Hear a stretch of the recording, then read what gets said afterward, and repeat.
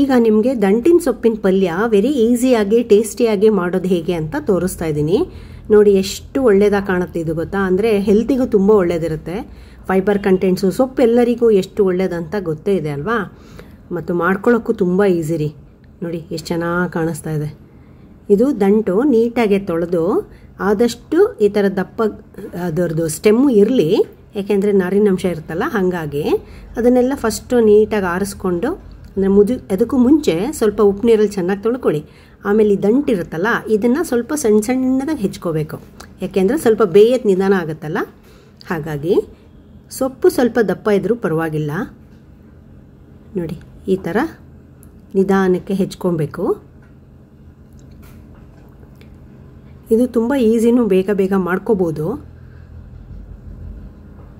ಇವಾಗ ಸ್ವಲ್ಪ 1 ಸ್ಪೂನ್ ಎಣ್ಣೆ ಹಾಕಿ ಸ್ವಲ್ಪ ಸಾಸಿವೆ ಜೀರಿಗೆ ಹಾಕ್ತಾಯಿದ್ದೀನಿ.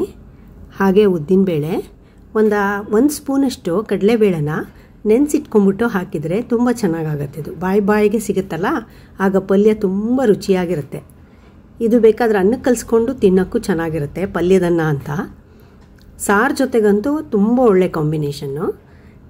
ಇದನ್ನು ಹುರ್ಕೊಳ್ಳೋಣ. ಹುರ್ಕೊಂಡು ಖಾರಕ್ಕೆ ಎಷ್ಟು ಬೇಕೋ ಅಷ್ಟು ಹಸಿಮೆಣ್ಸಿನ್ಕಾಯಿ ಹಾಕ್ತೀನಿ. ಇಲ್ಲಿ ನಾನೀಗ 3 ಹಸಿಮೆಣ್ಸಿನ್ಕಾಯಿ ಹಾಕಿದ್ದೀನಿ. ನಿಮ್ಮ ಖಾರಕ್ಕೆ ತಕ್ಕಂಗೆ ನೀವು ಉಪಯೋಗಿಸ್ಕೋಬೋದು. 1 ಬ್ಯಾಡಗಿ ಮೆಣಸಿನ್ಕಾಯಿ ಮತ್ತು 2 ಉಪ್ಪಚ್ಚಿ ಮೆಣಸಿನ್ಕಾಯಿ. ಇದು ಒಂಥರ ವಿಶೇಷ ರುಚಿ ಕೊಡುತ್ತೆ ಪಲ್ಯಕ್ಕೆ. ಇದನ್ನು ಎಲ್ಲ ಫ್ರೈ ಮಾಡ್ಕೊಳ್ಳೋಣ 1 ನಿಮಿಷ. ಇದು ಒಂದು ಸ್ವಲ್ಪ ಕಂದು ಬಣ್ಣಕ್ಕೆ ಬರುತ್ತೆ. ಅಲ್ಲಿ ತನಕ ಸ್ವಲ್ಪ ಕಡಿಮೆ ಉರಿನಲ್ಲಿ ನೀಟಾಗಿ ಫ್ರೈ ಮಾಡಿಕೊಂಡ್ರೆ ಚೆನ್ನಾಗಿ ಕಾಣುತ್ತೆ. ಇವಾಗ ಈಗ ಕರಿಬೇವು ಹಾಕೋಣ. ಜಸ್ಟ್ ಅದನ್ನು ಕೈ ಆಡಿಸಿ ಇದರಲ್ಲಿ ಸ್ವಲ್ಪ 1 ಸ್ಪೂನಷ್ಟು ಕಡಲೆಕಾಯಿ ಬೀಜನ ಹುರಿದು ಸಿಪ್ಪೆ ತೆಗೆದಿಟ್ಕೊಂಡಿದ್ದೀನಿ. ಅದನ್ನು ಹಾಕಿ ಇದ್ರ ಜೊತೆ ಮಿಕ್ಸ್ ಮಾಡಿದಾಗ ಪಲ್ಯ ತಿಂತೀವಲ್ಲ, ಆವಾಗ ಕುಟುಂಬ ಅಂತ ಬಾಯಿಗೆ ಚೆನ್ನಾಗಿರೋದು ಸಿಗುತ್ತೆ. ಈಗ ಹೆಚ್ಚಿಟ್ಕೊಂಡಿರೋ ಸೊಪ್ಪನ್ನ ಹಾಕ್ಕೊಳ್ಳೋಣ. ಇದಕ್ಕೇನು ತುಂಬ ಟೈಮ್ ಆಗಲ್ಲ ರೀ. ಒಂದು 4 ರಿಂದ 5 ನಿಮಿಷದೊಳಗಡೆ ಈ ಸೊಪ್ಪೆಲ್ಲ ಬೆಂದೋಗುತ್ತೆ. ಸೊ ಪಲ್ಯನೂ ರೆಡಿ ಆಗಿಬಿಡುತ್ತೆ. ಹಾಗಾಗಿ ಏನಂದರೆ ಸೊಪ್ಪನ್ನು ಬಿಡಿಸಿಟ್ಕೊಳ್ಳೋದೇ ಸ್ವಲ್ಪ ಟೈಮ್ ಆಗುತ್ತೆ, ನೀಟಾಗಿ ಆರಿಸ್ಕೋಬೇಕಲ್ವ, ಹಾಗೆ. ಸೊ ಹಾಗೆ ಇವಾಗ ಅರಿಶಿನ ಮತ್ತು ಒಂದು ಸ್ವಲ್ಪ ಉಪ್ಪು ಹಾಕಿ ಬೇಯಕ್ಕೆ ಬಿಡೋಣ. ಇದಕ್ಕೆ 1-2 ಸ್ಪೂನಷ್ಟು ನೀರು ಹಾಕ್ಕೊಳ್ಳೋಣ, ಇಲ್ಲಾಂದರೆ ಬುಡ ಹಿಡಿಯುತ್ತಲ್ಲ. ಸೊ ಚೆನ್ನಾಗಿ ಮಿಕ್ಸ್ ಮಾಡಿ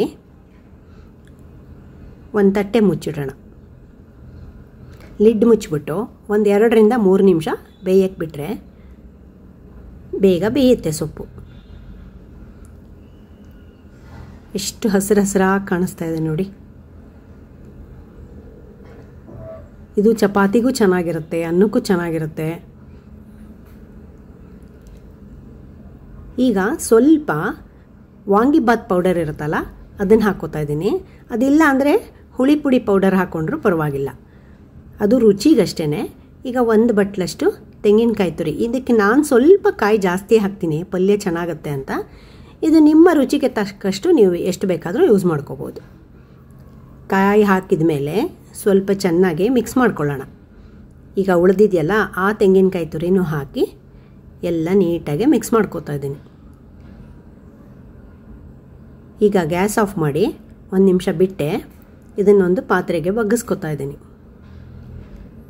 ರುಚಿಯಾದ ಆರೋಗ್ಯವಾದ ಸೊಪ್ಪಿನ ಪಲ್ಯ ರೆಡಿಯಾಗಿದೆ ನೋಡಿ. ಇದನ್ನು ಅನ್ನದ ಜೊತೆ, ಬಿಸಿ ಅನ್ನದ ಜೊತೆ ಹಾಕ್ಕೊಂಡು ತಿನ್ನೋಕ್ಕೆ ತುಂಬ ರುಚಿಯಾಗಿರುತ್ತೆ ರೀ.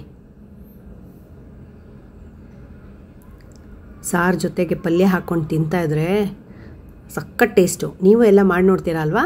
ಯಾರೆಲ್ಲ ನನ್ನ ಚಾನಲ್ಗೆ ಸಬ್ಸ್ಕ್ರೈಬ್ ಆಗಿಲ್ವೋ please subscribe, like and share. Thank you so much.